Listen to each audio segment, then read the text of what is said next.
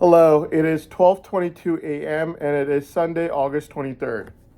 So there are a few things that I had to talk about in this video journal of mine. But before we get started with this video journal of mine, there are a few basic questions that I have to ask Gasha Firozvi first. Only about two questions. The first question I want to ask Gasha Firozvi is, did you ever discuss with Mika Hopkins trying to frame me for any crime where you were fully aware of the fact that the crime and setting did not exist, but that both you and Miss Hopkins were willing and wanting to frame me for this crime?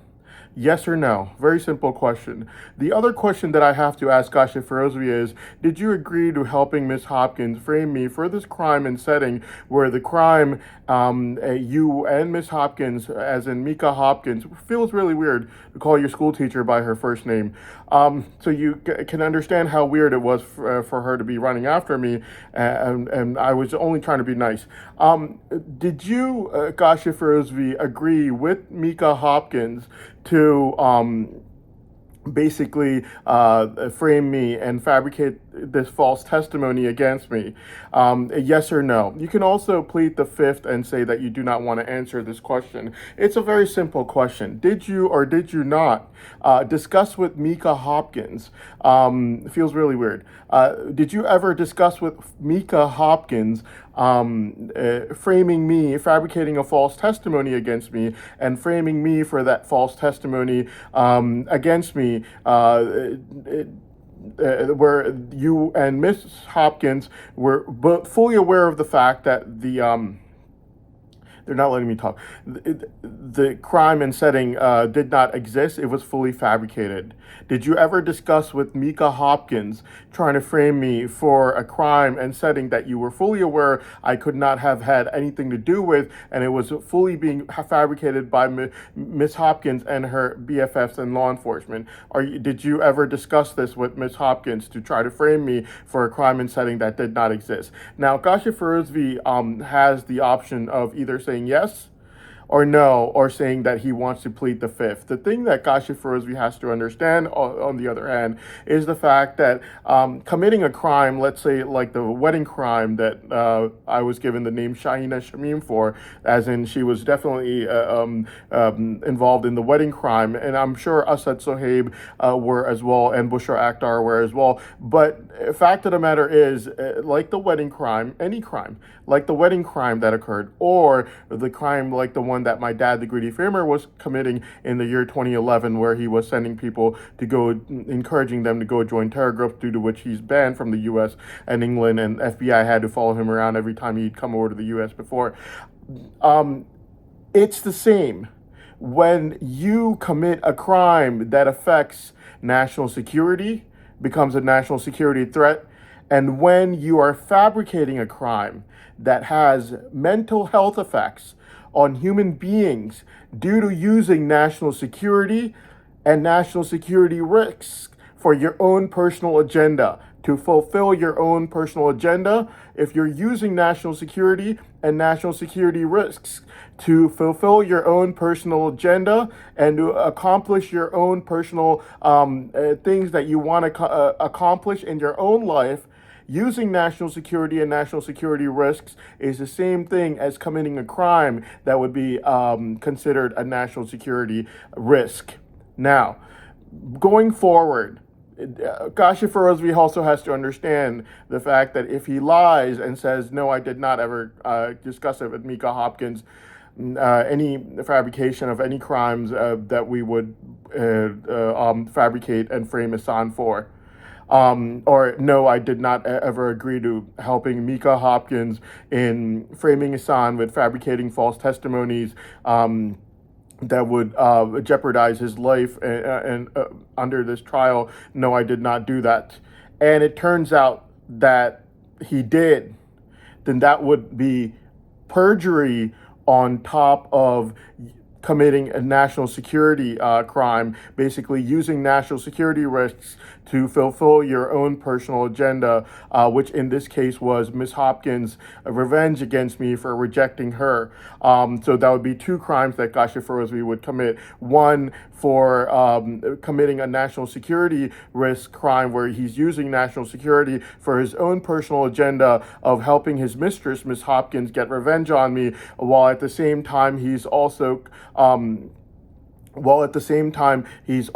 committing perjury by lying in court about this. The thing that Kashif Firozvi has to understand is the fact that these national security crimes, or taking national security risks for your own personal agenda while fully disregarding people's mental health effects due to what you're doing, is a very serious crime, and it's taken very seriously. Rest assured, Kashif Firozvi, that these people, like my dad, the Greedy Framer, his Framer sisters, like Ibrahim's Greedy Framer mother, who testified on November 20th, 2025, they will see days in prison for what they did on November 20th after this trial is done, mainly due to the fact that they had enormous amount of effect on people's mental health after November 20th, 2025.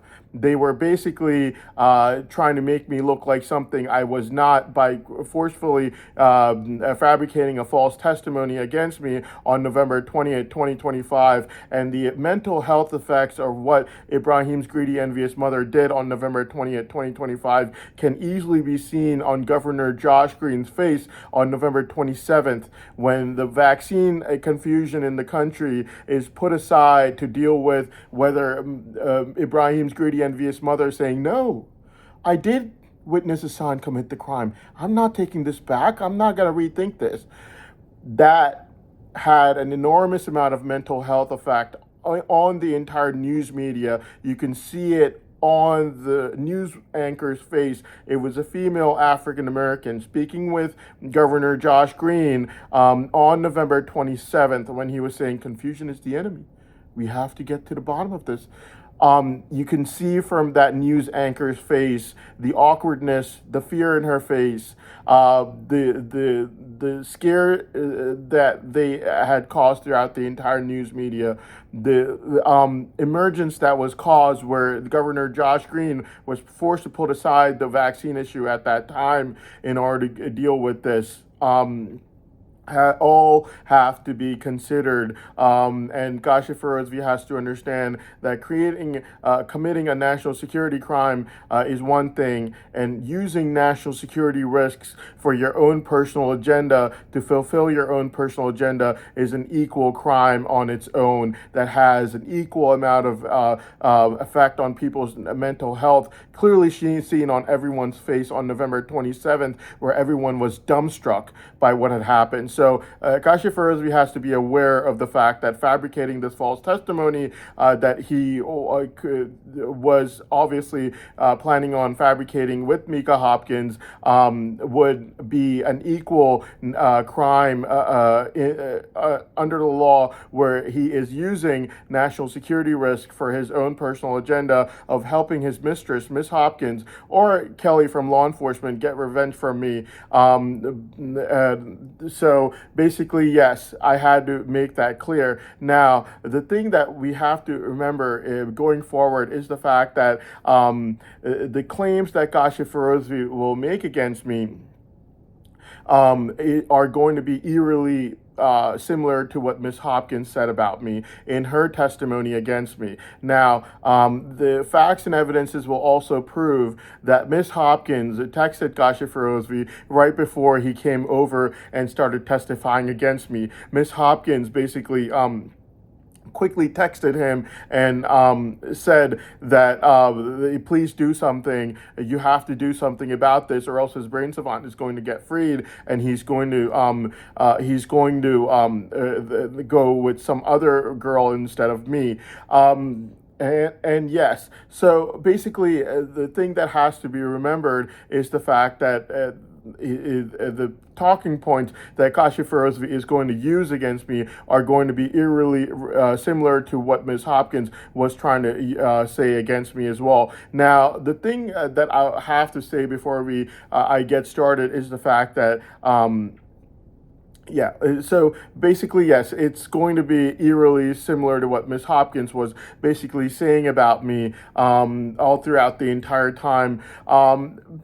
basically saying that Miss Hopkins is going to say that I wasn't in school for a little while when I was in high school, and she tried to imply in some way or another that I was uh, trying to commit a crime due to which I didn't go to school or something of that sort or nature. The fact of the matter is, the fact of the matter is, there are a lot of people that miss school in high school. Basically, what's his name? Sohaib missed around 96 days in high school. It did not mean that he was committing a crime or anything of that sort of nature. Basically, yes. So it has nothing to do with it. It has nothing to do with that. Yes. Basically, so it basically has nothing to do with it. I was bullied before I did so, and I'm sure law enforcement might actually know about it. The fact that I was bullied, if they actually investigate and try to figure it out, they might even be able to find witnesses in my high school or in my classes where I was bullied, and they might be able to tell law enforcement about me being bullied in high school, due to which I could not go to school for a little while. It happens in everyone's life. What's his name? Sohaib took 96 days off of high school. People, it has nothing to do with their life. His life still goes on. Yes. So basically, yeah. Also, there were some, I guess, financial problems that I had at home, due to which I used to be really depressed, and I didn't really want to go to school that much because of that as well. Now, the other thing that Kashif Ferozvi might try to argue against me now, the fact of the matter is, I did not meet Kashif Ferozvi during that time period when I was in high school. The fact of the matter is, if I have been watched 24/7 since I was an 11-year-old child with the same surveillance technology that I did not even know existed, then they should be fully aware of the fact that I'd never met Kashif Ferozvi during that time period. So he is basically just saying these things that he is repeating from Miss Hopkins, and Miss Hopkins' testimony and Kashif Ferozvi's testimonies are going to be eerily similar. So yes, the other thing that has to be remembered is the fact that Kashif Ferozvi, after finding seeing the fact that all he has are opinions and not facts, is going to obviously argue the one thing that they've all argued about the religion thing, that other people of this religion or this religion did this thing, so he should be considered a danger as well. Obviously, the thing that you have to remember is a person's future actions are based on their past actions. And the fact of the matter is, I'm the one person on this trial right now, ironically, a defendant who has not ever used national security to actually try to harm anyone, or actually used national security for my own benefit of harming anyone by accusing them of it, which is the same thing. So you can harm someone, and that could be a national security risk, or you can wrongfully accuse someone while knowing that you're wrongfully accusing them and causing mental health effects on other people's lives, as seen clearly on November 27th, 2025, on everyone's face on CNN, by accusing someone wrongfully of a crime that you know is fully fabricated due to your own extreme envy. These are both considered crimes, neither one of which I've ever committed, attempted to commit, or conspired to commit my entire life. Now, the thing that has to be remembered about Kashif Ferozvi is the fact that Kashif Ferozvi is one of those people that obviously did conspire to, he completely planned out my entire framing, and I know this for a fact. The thing about Kashif Ferozvi is, Kashif Ferozvi has to understand that national security is taken very seriously. So if Mika Hopkins, which feels really weird calling her by her first name, but if Mika Hopkins is planning out something to frame someone using national security for her own personal agenda, then the government takes this very seriously, and they're going to investigate this to the utmost level all possible in order to get to the bottom of it. They're not going to let it stay out hanging out there like that when it's a national security risk. I can guarantee you that much, which means that the person she's planning it with might be a government informant. The person she's planning it with, his other mistresses or girlfriends might be government informants, and that plan of hers is going to leak out very soon, very quickly. And if it does so, then the government will not hesitate to go ahead and pick up on it, since it is excuse me, using national security risks to obtain their own personal agenda and motives. Okay. Yes, so basically, Miss Hopkins' personal agenda and motive was obviously running after me. The entire time after July 1st, 2023, so in mid-May 2023, there was a brain savant test that was done that figured out the fact that my brain savant is extremely rare, not because of the fact that it's instantaneous photographic memory, innovation, and focusing, but also due to the fact that it's extremely rare due to the fact that it's the only brain savant in the world right now that actually increases in power over time, making it extremely rare, thousands of times more powerful than normal human beings, which means that I can memorize a textbook like Arenball's Medicinal Chemistry, that it's extremely dry. A normal human being cannot get past 10 pages in, let's say, a month or so, in a day's time period. I can get that entire textbook done within a day's time period, which literally means that in 30 days, that would be around 30,000 pages, and I can literally get my innovations done. I also have superhuman powers in terms of innovation instead of instantaneous photographic memory, and I also have focusing. Focusing basically means I do not need to take breaks, and that for like 6 hours on August 9, 2022, 6 hours of testing through artificial intelligence and a brain scanner, I did not have to take 1 second's break. So if Daniel Tammet, who's another brain savant, he's another brain savant, has to focus, he has to go like this or something like that. I do not have to do this. The brain scan evidence will show. The other thing focusing means is I could crush out all my desires and other side thoughts. Anyways, mid-May 2023, this test was done, and mid-June 2023, it was found out. The results came out, due to which they never let me stare into a textbook anymore, thinking that this is the reason my powers are increasing, when in fact, it was still increasing.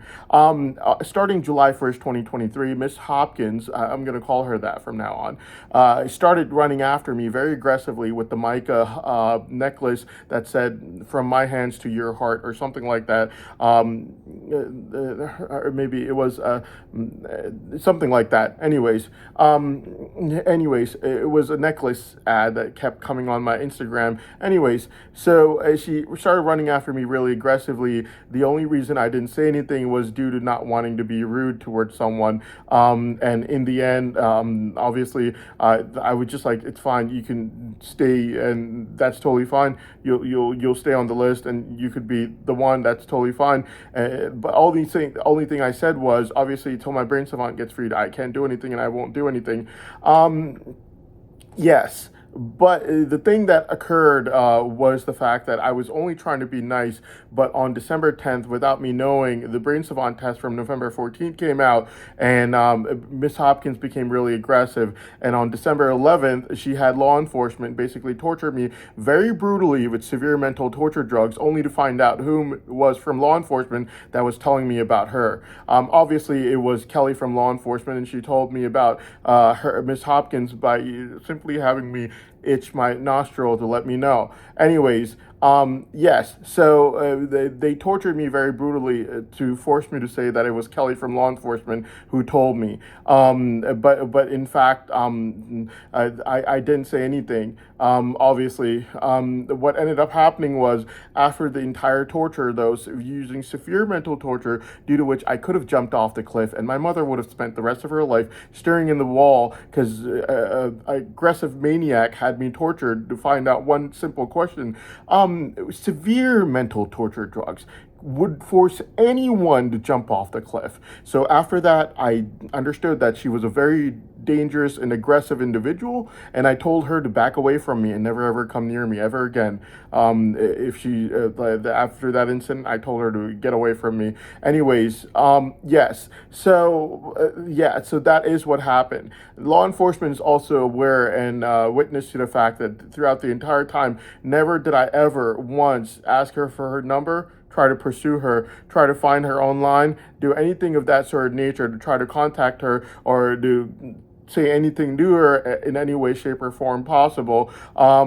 Never did that ever occur. Instead, what I told her was, when my brain savant gets freed, we could be friends. That's all I said.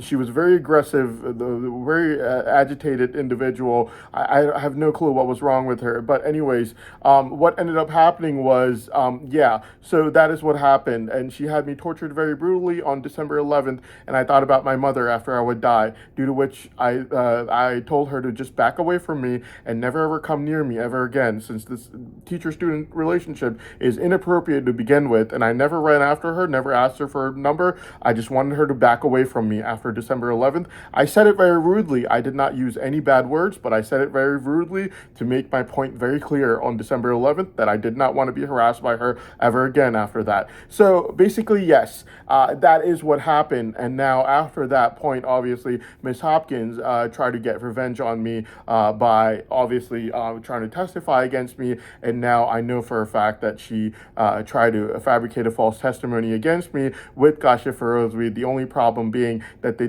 needed a source for info. So if I claim that my neighbor over there is tried to commit a crime at some point in his life, I need a source of info.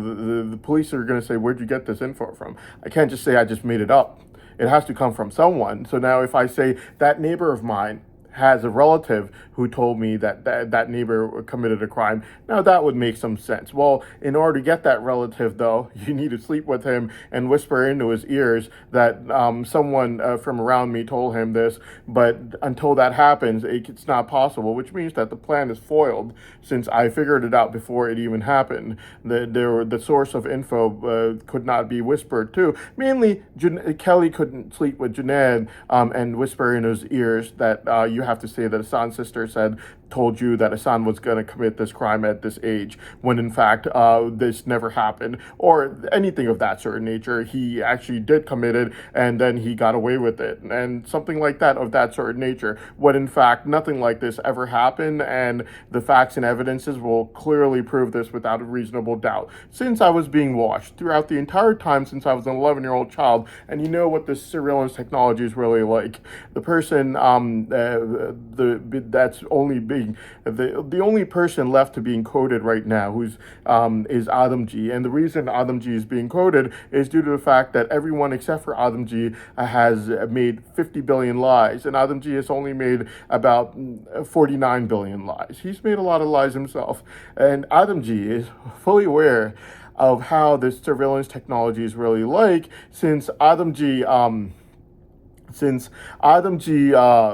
what happened with Adamji is the entire month of July, he was caught with the surveillance technology, lying and fabricating false testimonies against me. But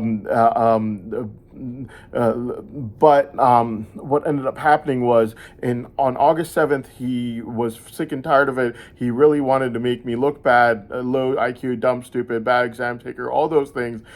So he started playing a game of deception with the trial, where he said, I've been caught a billion times lying. He hasn't. He's going to testify against Hassan. And that person that he was trying to get to falsely testify against me, he was super whispering into his ears to make sure that the surveillance technology cannot catch his whispers. And guess what? Even his super whispers were all caught with this surveillance technology, which means that if they analyze every single second that I was overseas, then even my super whispers are on file. Since if my ears were locked up the entire time and my brain savant was not released for even less than a minute, then obviously,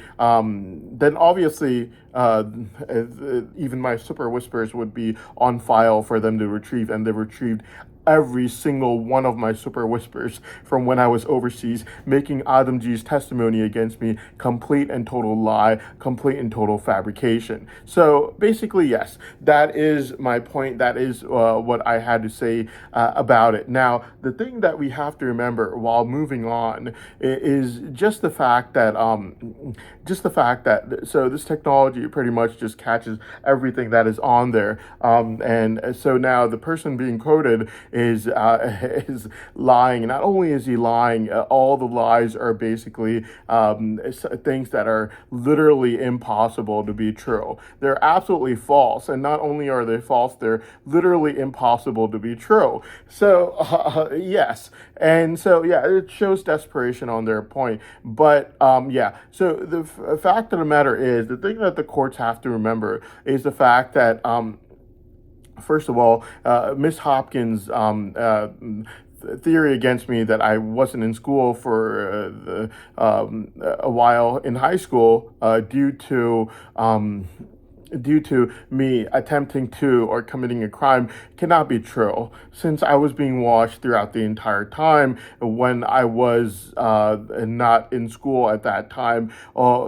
Yes, and if I was being watched throughout the entire time, then they would also know that I was bullied a lot in school by the other students, where they would do things like just turn around, break my pencil and my things, and make me feel bad. Obviously, high school kids, people are still kids, and they would break my things like my pencil and stuff, and they would tell me that they're going to hurt me after class, and due to which I would just cry and go to the nurse's office. And literally after that, I got kind of sick and tired of it. And obviously, with that kind of environment, I didn't want to go back to school anymore due to being bullied so much in school, like that. Due to which I just didn't go. So yeah, it was due to the bullying that I just stopped going, not because I committed a crime or wish to commit any crimes. There's no evidence of any of these things whatsoever. The other thing that the courts have to remember is the fact that we are all human beings. Okay, when I say that, what I mean about that is they had been trying really hard to find an incident of me ever drinking alcohol or doing drugs or anything of that sort of nature. The things that you have to understand is the fact that I've been watched since I was 11-year-old child. There isn't one instance of me ever buying street drugs my entire life. Not one instance ever. Not only that, I have never in my entire life overdosed on any medication or anything of that sort of nature, landing me in the emergency room for whatever XYZ reason.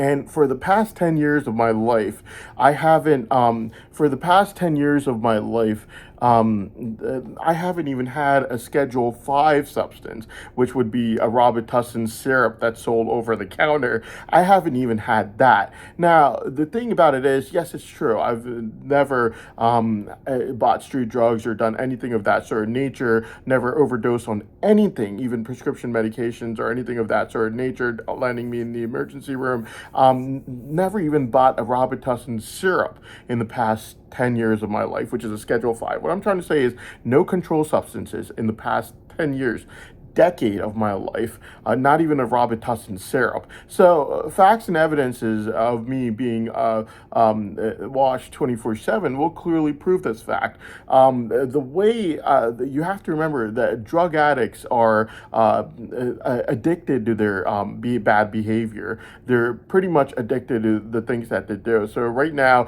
Ibrahim the Greedy Framer is probably in the emergency room or the hospital getting dialysis due to kidney failure. He cannot stop taking his crystal methamphetamine, even if.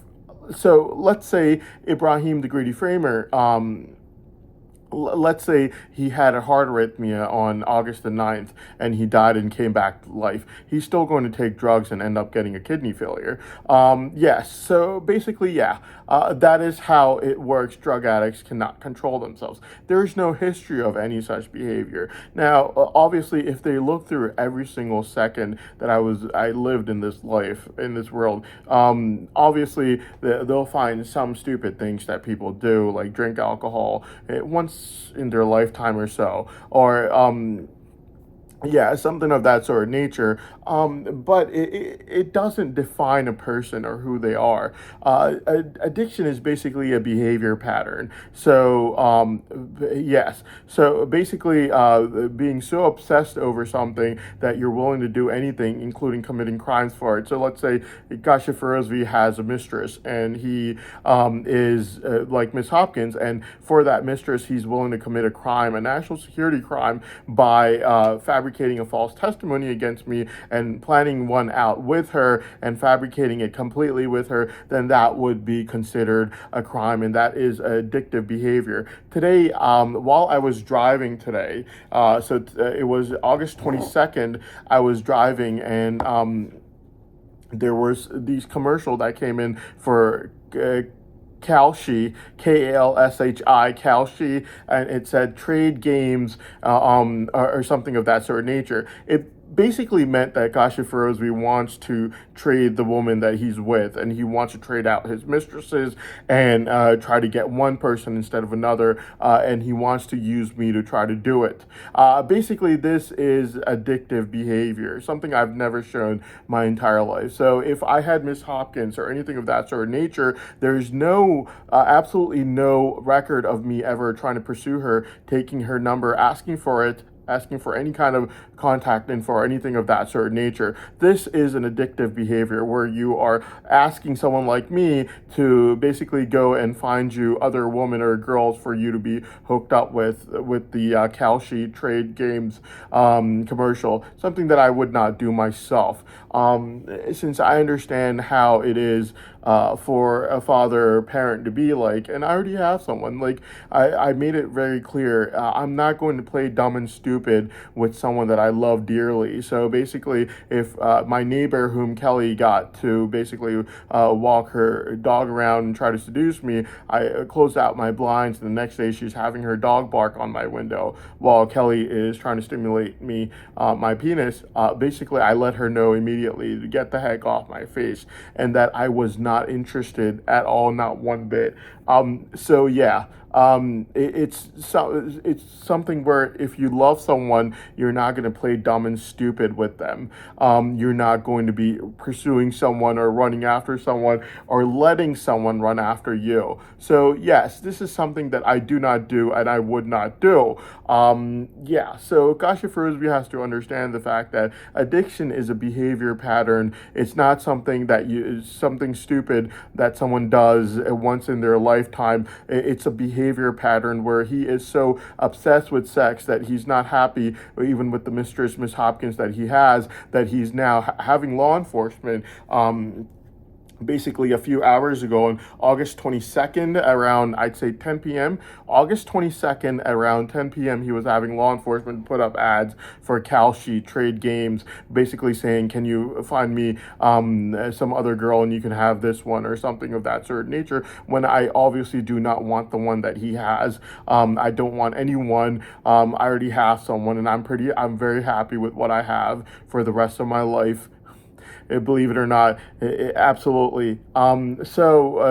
Yes, so this is addictive behavior where you're not happy even with what you have. You want to trade it out for something else, and you're looking to me for me to be providing that for you. Yes, addictive behavior is not like the movie Superbad, where they end up getting bored one day and they go do something stupid once in their lifetime. That does not constitute addictive behavior. Addictive behavior is when you're running after your mistress, like Miss Hopkins, and you are continuously having sex with her, but even after that, you're obsessed with that behavior pattern where you are not happy with it, and then you're looking towards me to be providing you with a new one, when in fact, the one that you have, I never once tried to run after her. I never asked her for her number, never tried to contact her in any way, shape, or form possible. Only told her to chill, calm down, and just wait till my brain savant got freed. That's all I said. She got really aggressive and agitated, especially after the December 10th brain savant test result came out, and December 11th she had me brutally tortured by law enforcement, only to force me to use Kelly's name on December 11th. And if I would use her name, obviously she would go and hurt her. So yes, a very aggressive, dangerous behavior due to which I had to push her aside. The thing that you have to remember is the fact that. The behavior addiction is a behavior pattern like the one that Kasha Ferozvi is showing right now, where he has a mistress named Miss Hopkins, and I'm going to call her Miss Hopkins because I don't feel comfortable calling her by her first name. Like Miss Hopkins, and he wants to trade her out with someone else, and he's asking me through law enforcement on August 22nd at around 10 p.m.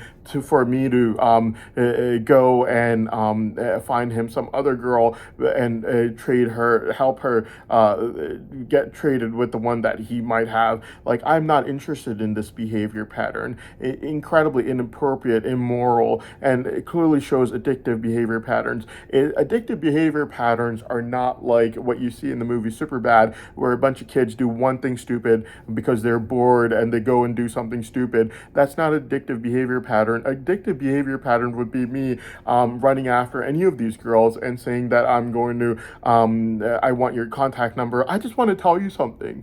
I just want to tell you something. Just one thing. Can I get your number? I just want to tell you, just talk about something with you. That would be addictive behavior pattern, mainly due to the fact that I'm not trying to tell her anything. What I'm trying to pursue is sex.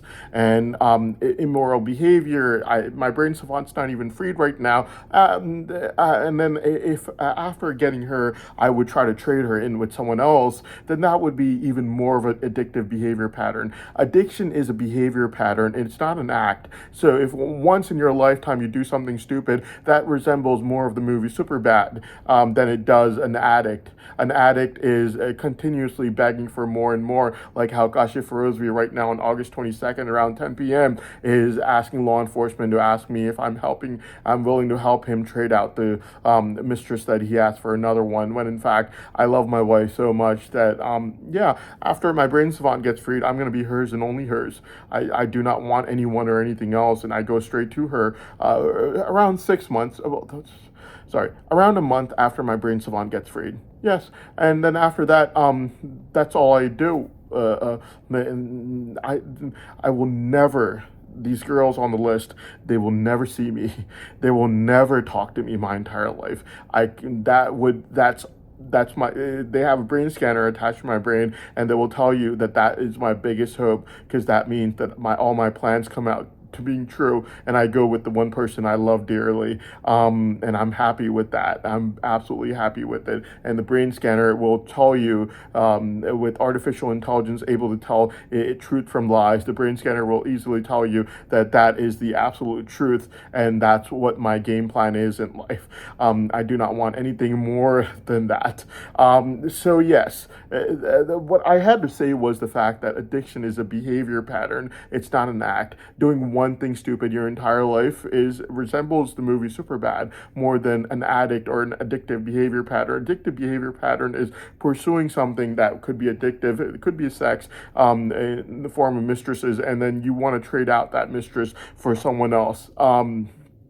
That would be an addictive behavior pattern. And Kasha Ferozvi on August 22nd at around 10 p.m. is begging me through law enforcement with the Kalshi trade sports ad for me to be providing him with another woman to be sleeping around with after trading out the mistress that he has, when in reality I will never ever know any of these girls, and I will never even talk to any of these girls, with that being my number one game plan, and that would be the best, the ideal way for me to go forward. That would basically be the ideal way for me to go forward. That would mean that my goals became true, obviously. So yes, addiction is a behavior pattern. It's not an act.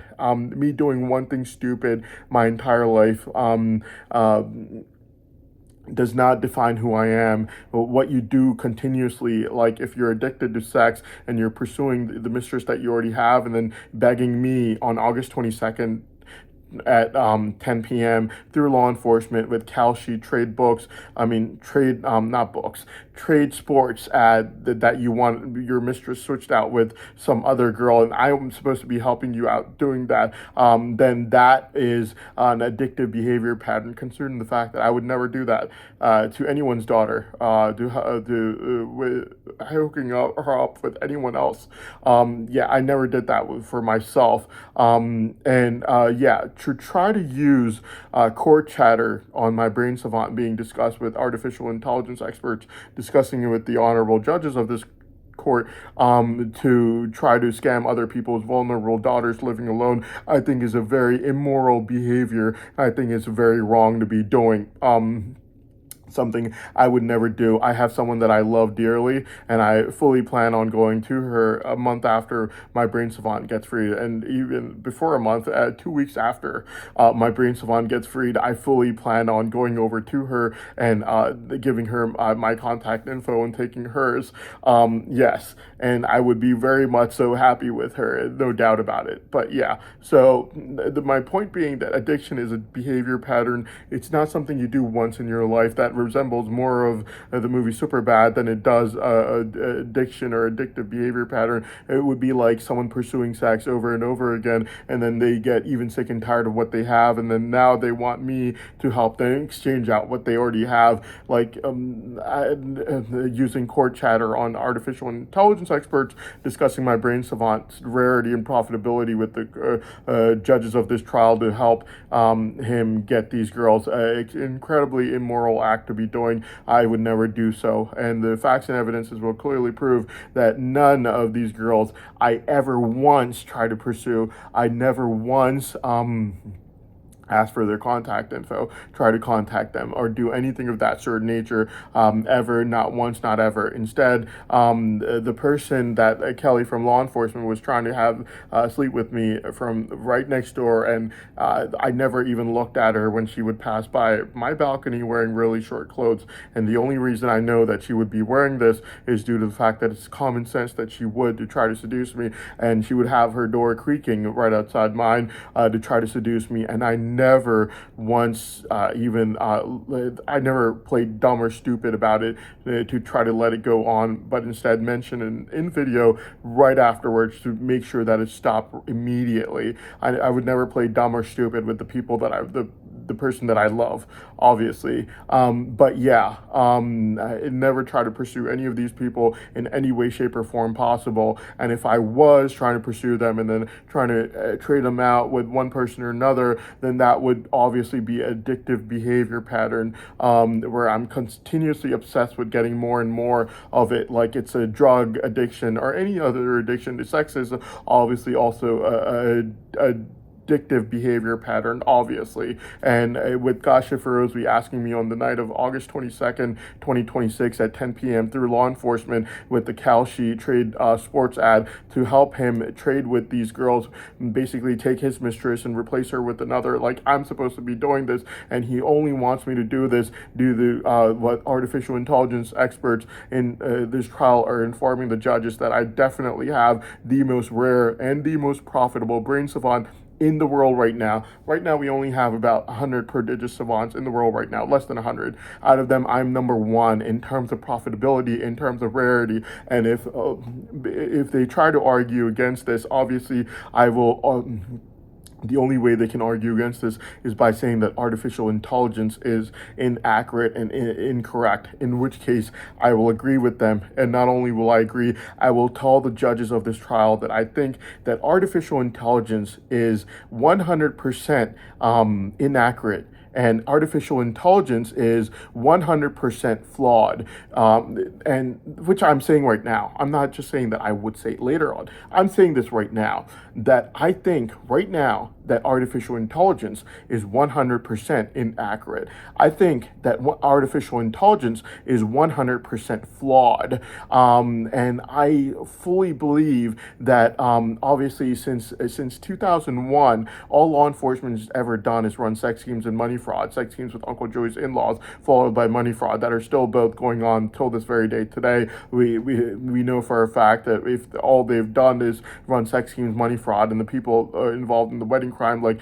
Assad and Sohaib, who were fully present in the wedding crime, saw it with their own eyes, heard it with their own ears. Afterwards, Uncle Joey's mother would have talked about it with him all day, night long, for them to visualize the wedding crime occurring in their mind all day, night long, as adults, fully knowing about it, and then taking sides by never reporting it, but instead taking sides with the person who committed it throughout the entire wedding, followed by then never ever reporting that person ever again throughout their entire life. These people were basically never asked a single question, never anything of that sort of nature, but instead law enforcement tried to frame me for it as soon as August 25th, 2023 occurred, and I started asking for my right to be able to study, since they inhibited me from being able to study starting mid-June 2023. As soon as the Brain Savant test results came out in mid-June 2023, proving that my Brain Savant powers increase over time, they never let me stare into textbooks after that, only due to their extreme envy. Yes, so basically, yeah, but if the other side says that they think that artificial intelligence is flawed and inaccurate, then I will say, and I am saying right now, I'm testifying right now on video that I think that artificial intelligence is 100% flawed and it's 100% inaccurate. And since this is all that law enforcement's done, sex schemes and money fraud, along with sex schemes with Uncle Joey's in-laws starting in 2001, due to which they had to provide Uncle Joey with a governor's protocol, money fraud that's been run for years and years, cover over crimes like the wedding crime, or what my dad, the greedy firmer, was doing in 2011 by sending people to go join terror groups. These are all basically crimes that law enforcement committed. So there has to be a reason for why they became suddenly obsessed with me. And since my entire theory, I've been telling law enforcement, the courts, since day one, that it's due to my Brain Savant being found out by law enforcement. Then this is why they have been doing this. Then my Brain Savant becomes a crucial piece of evidence in this trial that has to be gotten to the bottom of in any way, shape, or form possible, to know what are the chances of this being the main motive behind all the crimes that law enforcement has committed, framing me committing sex schemes, money fraud, never doing an investigation, instead trying to frame me after finding out about my Brain Savant. What if this is the main motive? My Brain Savant being extremely rare and profitable is the main motive for why they committed all the crimes that law enforcement did commit.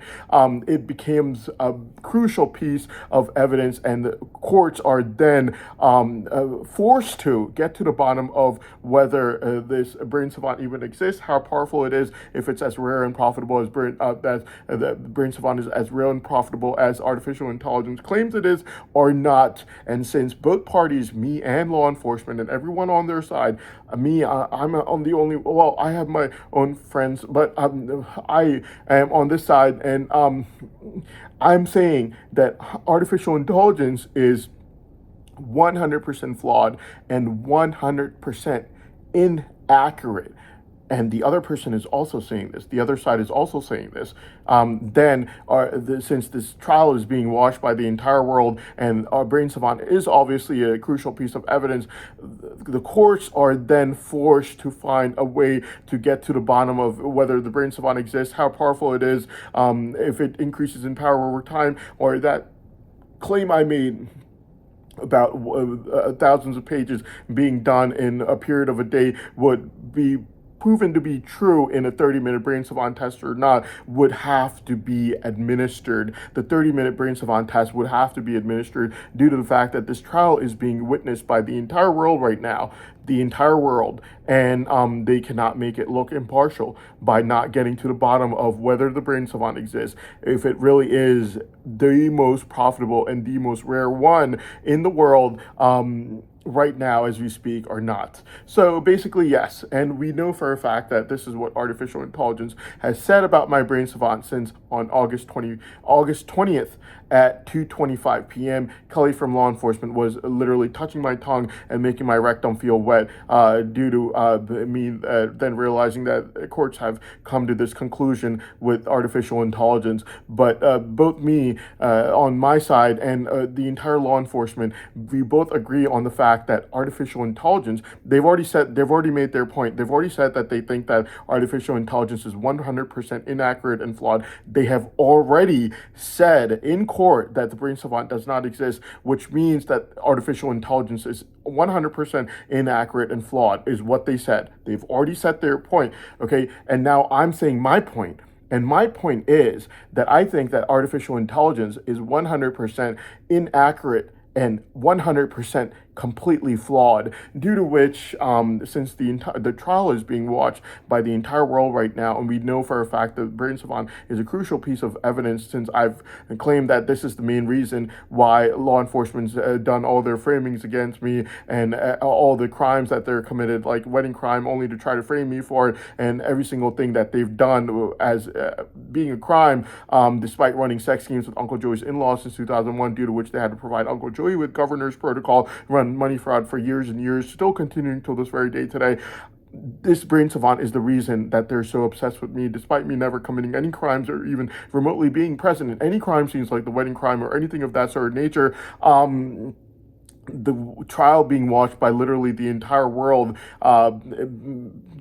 Courts are forced, with all due respect, to find another way to get to the bottom of whether this Brain Savant even exists, if it is as rare and profitable as artificial intelligence claimed it is, or not.